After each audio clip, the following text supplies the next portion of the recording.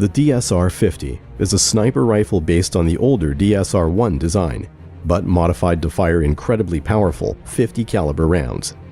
German manufactured, the weapon is classed as a bolt-action anti-material rifle, meaning it is designed for use against military equipment such as lightly armored vehicles and radar systems, rather than combatants.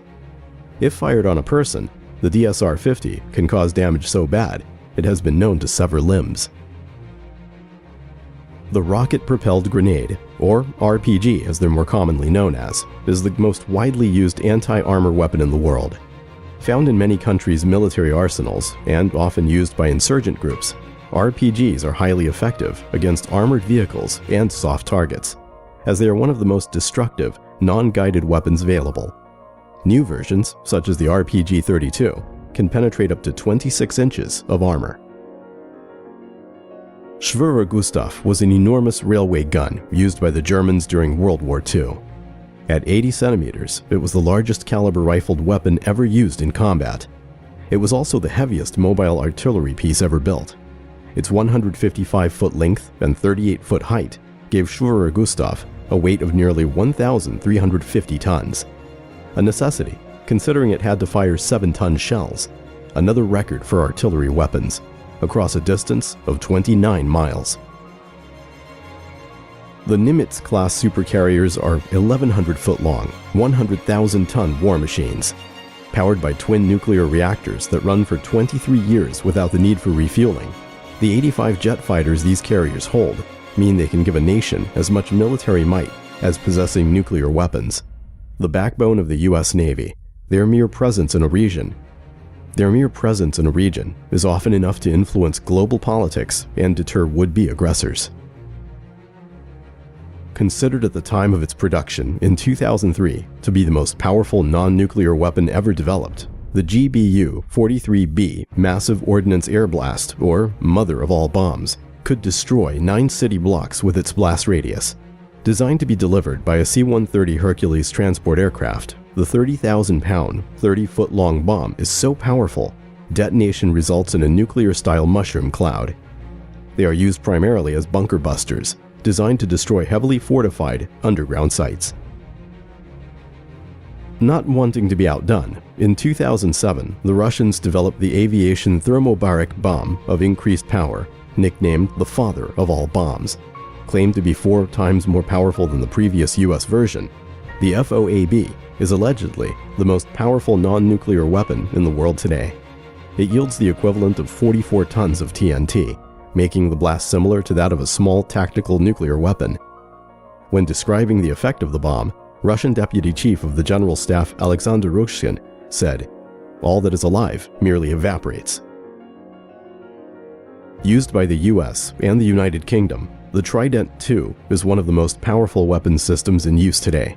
These submarine-launched ballistic missiles are thought to be able to travel up to 7,000 miles, although their exact range is classified. The missiles carry 8 thermonuclear warheads, which can carry to separate targets, each one delivering a nuclear blast, almost 25 times more powerful than the one that leveled Nagasaki.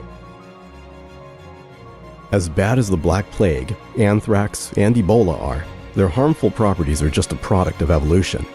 The biggest danger lies with the scientists who are manipulating these lethal organisms at a cellular level, creating chimera viruses. Geneticists have already discovered the means to increase the lethality of such bioweapons as smallpox and anthrax by tweaking their genetic structure. While in the late 1980s, the Soviet Union's Chimera project studied the feasibility of combining smallpox and Ebola into one super virus. The use of a chimera virus as a biological weapon is a nightmare scenario. If one was released in a large urban area, then the mortality rate could match that of a nuclear blast. Of all the nuclear weapons in the world today, few can cause as much widespread destruction as the Russian R-36 ICBM. These 106-foot missiles have a range of almost 10,000 miles and can carry up to 17 1-megaton warheads or 38 of the smaller yield variety. These land-based weapons make up for their inaccuracy by being so powerful that, should they miss their target by several miles, the destruction they cause would still likely annihilate whatever they were aiming for. They also come equipped with 40 heavy decoys, meaning any anti-ballistic defense measures would have as much difficulty intercepting one R-36 as they would 50 single warheads. On October 30th, 1961, the most powerful artificial explosion in human history took place. It was a test of the Russian AN-602 hydrogen bomb, known as the Tsar Bomba. This 60,000-pound, 26-foot-long weapon had a blast yield of 50 megatons, roughly 3,800 times the power of the bomb that destroyed Hiroshima, or 10 times the combined power of all the conventional explosives used in World War II. The blast from Tsar Bomba could cause third-degree burns to someone standing 62 miles away from ground zero, with some windows being partially broken up to distances of 560 miles away. It was decided the weapon was impractically overpowered. It was too large to be carried by an ICBM, and any plane dropping it would be destroyed in the blast. The spread of nuclear fallout would also be enormous. The 27-ton bomb was the only one of its kind ever built.